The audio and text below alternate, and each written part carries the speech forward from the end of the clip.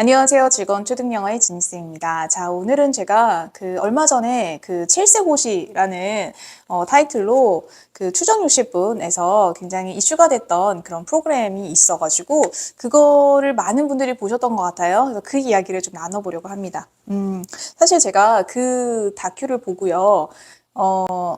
제가 이 채널을 운영하는 이유와 굉장히 관련이 깊다라고 생각이 들었어요. 제가 즐거운 초등영어라는 이렇게 굉장히 밋밋한 제목의 네, 채널을 운영하고 그리고 뭐 아주 어그로를 끈다거나 뭐 강한 어떤 선행을 이야기한다거나 그런 이야기 하지 않고 제가 이 채널을 묵묵하게 좀 꾸준히 많은 사람들이 갑자기 막 유입되거나 그런 큰 이슈라 이런 것들로 관심을 가지거나 이러시지는 않지만 그래도 제가 할 이야기들을 좀 해야겠다라는 생각으로 제가 그냥 묵묵히 꾸준히, 그냥 꾸준하게 그냥 여러분께 이야기를 전달을 드리고 있는데요. 그 배경에는 사실 저의 두 가지 이력이 있기 때문입니다. 첫 번째는요, 제가, 대치동 키즈예요. 제가 대치동에서 컸던 사람으로서 저희 아이들은 대치동에서 키우지 않고 있습니다.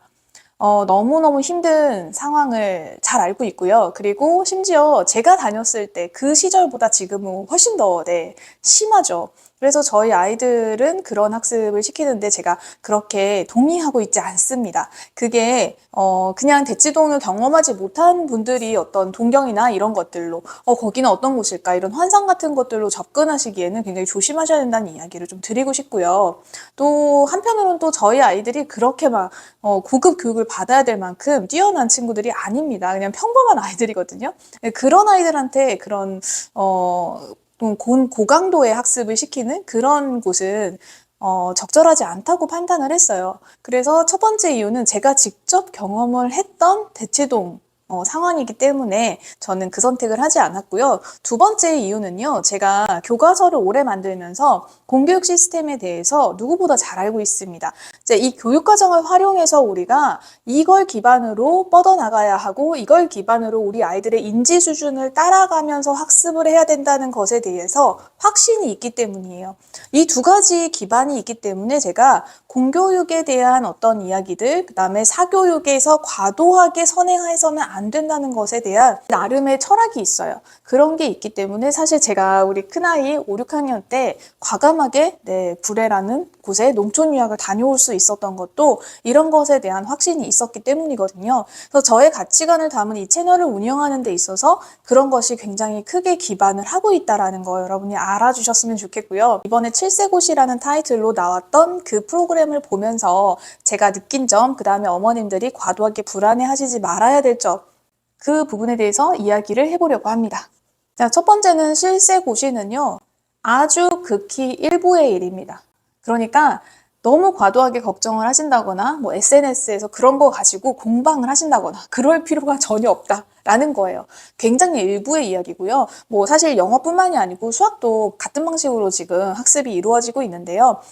그게 시작이 되려면 사실 그 전에 선행돼야 될 것들이 한글 교육입니다. 한글 교육을 대치동에서는 거의 4살에 한글을 다 떼야 돼요. 그러니까 이제 36개월이 넘은 아이들을 대상으로 한글을 떼야 되는데, 자, 이런 것들이 사실 평범하진 않죠. 36개월이 지나고 나서 바로 한글을 모두 읽고 쓰고 할 수 있어야 되는 수준인데 그것이 평범한 상황이 아닙니다. 그리고 아주 극히 일부, 그리고 대치동의 모든 아이들이 그러느냐? 그렇지도 않습니다. 그다음 두 번째는요. 이렇게 달린 친구들의 결과가 모두 다 좋지는 않습니다. 그러니까 여기에 방점이 있어야 돼요. 그러니까 어머님들이 더 빨리 하면, 더 미리 하면 뭔가 빠를 거고 우리 아이가 다른 아이들보다 먼저 나갈 수 있다라고 생각하시는데 그 논리가 맞지가 않아요. 그렇기 때문에 이게 먼저 이렇게 7세에 막 시험 보고 영어학원 들어가고 영어 능력 자체가 뛰어난 거는 맞습니다만 우리가 이야기하는 입시 결과에 만족스러운 결과를 낸다? 거기에 모두가 동그라미는 아니에요. 그리고 세 번째, 좋은 입시 결과가 좋은 인생이다 라고 보는 관점에서도 아니라고 할 수 있죠. 그러니까 이 칠세고시에 대한 이번 이슈는 이 세 가지를 기본적으로 가져가시면서 어머님들이 과도하게 이걸 가지고 뭐 옳다 그르다 이야기하시는 것도 자제하시면 되고요. 그리고 너무 부러워하실 필요도 없고 못 쫓아가서 내 아이는 처지고 있다 그렇게 생각하실 필요도 전혀 없다는 겁니다. 기본적으로 이 세 가지를 알고 그 다음에 제가 말씀드리는 이야기들 따라오시면 좋을 것 같아요. 자, 어머님들 너무 불안해하지 마시고요. 초등 입학을 앞둔 아이들에게 꼭 필요한 능력 제가 두 가지 말씀드릴게요. 자, 오히려 우리 7세 아이들한테 필요한 것은요. 첫 번째로 모국어 능력입니다. 자, 모국어 능력은 그들은 한글 벌써 다 뗐는데요 라고 하지만 문자 인식을 말하는 게 아니죠. 모국어 능력이라고 하는 거는요. 그 해당하는 그 연령에 맞는 모국어, 그 다음에 그 이상의 표현력과 전달력, 이해력 이런 것들이 바탕이 되는지 그런 것들을 잘 어렸을 때부터 갈고 닦았는지가 굉장히 중요한 점이라고 할 수 있어요. 그래서 모국어 능력이 사실 이 시기에 너무너무 중요하고요. 두 번째, 여기에다가 플러스 하나를 더 한다라고 하면은 외국어를 노출해주는 과정입니다. 자, 외국어라고 하면은 우리가 수학도 마찬가지예요. 수 감각을 키워준다고 하죠. 어떤 외국어에 대한 감각, 이런 언어가 있구나라는 것들을 노출해주는 그 정도의 수준에서 머무시면 됩니다. 그래서 초등을 입학하는 아이들에게 지금 필요한 것은요. 학교에서 앞으로도 부단히 계속 반복해서 시킬 겁니다. 읽기 쓰기는 계속 할 거예요. 하지만 우리가 듣고 말하기 능력들, 책을 읽어내는 능력들, 그 다음에 어른들과 대화하는 능력들, 이런 모국어 능력들을 충분히 알려줘야 되고요. 그리고 그게 어른들의 어떤 지시사항이라든지 친구들 간의 어떤 언어의 소통 능력이라든지 이런 것들을 기반을 잘 만들어주시는 게 중요하고 두 번째는 늦지 않게 외국어에 대한 노출을 시켜주시는 거 그거 두 가지를 가져가시면 될 것 같습니다.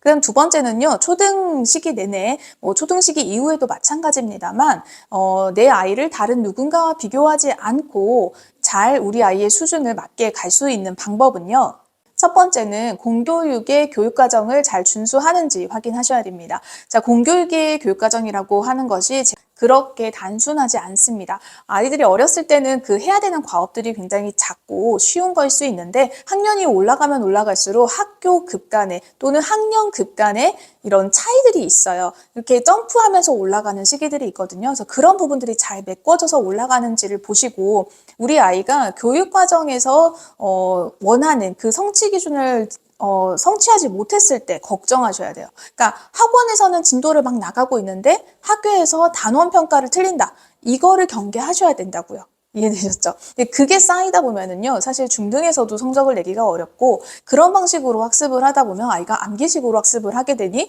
고등에서도 성과를 내기가 어렵습니다. 그리고 중등에서는 중등 수준, 고등에서는 고등 수준의 교육과정 내에서의 성취 기준을 제대로 잘 따라가고 있는지가 결국은 성적과 연관이 되기 때문에 초등부터 그걸 반드시 챙겨주시고 이거는 학원에 가서 누구와 비교를 하거나 옆집 아이와 비교할 필요가 없죠. 네, 저희 아이의 그냥 그 학년에 맞는 교육과정을 확인하시면 됩니다.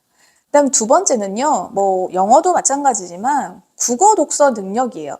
국어 독서 능력은 우리나라 같은 경우에는 미국처럼 이렇게 단계별로 리더스 책 같은 게 없어요. 존재하지 않습니다. 그래서 우리가 보통 이야기하죠. 그 교과서에 나와 있는 연계도서라든지 또는 그 해당 학년의 추천 독서 목록 이런 것들이 있어요. 그게 도서관에도 있고 학교에도 있어요. 다양하게 제공이 되는데요. 그게 일률적으로 다 똑같지는 않습니다만 그렇게 추천 목록들을 받으셔가지고 만약에 우리 아이가 3학년이다. 그러면 한 4학년 것까지 어느 정도 읽어낼 수 있는지 5학년이다 하면 6학년 거까지 어느 정도 읽어낼 수 있는지를 체크해 보세요. 그게 너무 중요합니다. 이게 독해력, 이해력, 그리고 모국어의 능력 등이 결국은 학업 성적과 큰 영향을 미치게 됩니다. 자, 그래서 세 번째 중등 이후에 실제로 성과를 내는 친구들은 이런 아이들의 가능성이 높습니다.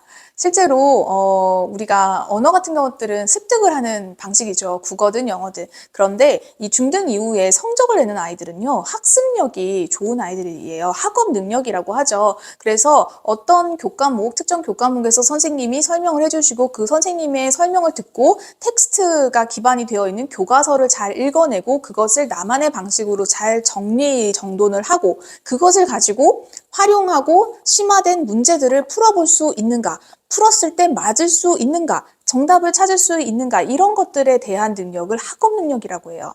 근데 이게 돼야 되는 거예요. 그런데 우리 친구들이 만약에 되게 어렸을 때부터 학원에서 한참 이렇게 우리 아이들이 다양한 인지 발달을 하고 모국어를 쓰면서 그 모국어 능력을 향상시키고 부모와 상호작용을 하고 이런 시기들에 학습 능력만 키우는 시간으로 다 보낸다라고 하면 중고등 시기에 그런 것들에 대한 어떤 결핍들이 결국은 올라오게 되어 있어요.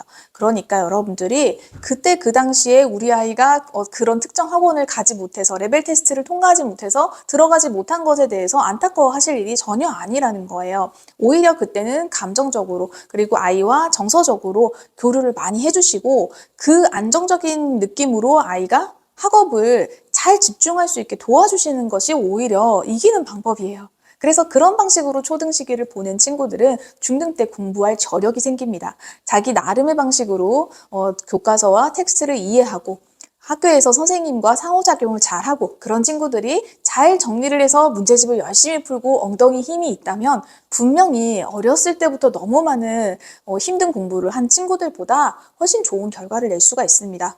말씀드린 것처럼 어렸을 때부터 미리 당겨서 뭔가를 한다고 해서 좋은 결과를 미리 당겨서 받을 수 있는 것이 아니에요. 그리고 아이들마다 능력치가 다 다릅니다. 그러므로 우리가 아이들한테 본인의 능력을 넘어서는 일들을 자꾸 부여하지 말아주셨으면 좋겠어요. 어머님들도 아버님들도 내가 회사에서 할 수 있는 능력치가 있죠. 그 능력치 이상으로 자꾸만 누군가가 나에게 푸시한다고 생각하면 어떤 느낌이 드세요? 너무 힘드시죠? 네. 그래서 우리는 우리의 능력을 잘 알아요. 어른들은 메타인지가 있지만 아이들은 그게 아직 부족한 상태에서 어른들에 의해서, 부모에 의해서 강압적으로 그런 것들을 하다 보면은 어느 순간 과부하가 오게 되어 있고 그게 정서적으로 힘듦으로 다가올 수 있어요. 그러니까 여러분들 그런 것들을 보시면서 너무 불안해하시거나 내 아이를 미리 시키지 못해서 걱정하시거나 이런 것들은 내려놓으시면 좋겠습니다. 제가 말씀드렸던 앞에 이 세 가지 지켜주시면 우리 아이들도 잘 클 수 있을 거예요. 오늘 이 영상으로 저를 처음 보신 분들은 좋아요와 구독 부탁드립니다. 그러면 다음 시간에 만나요.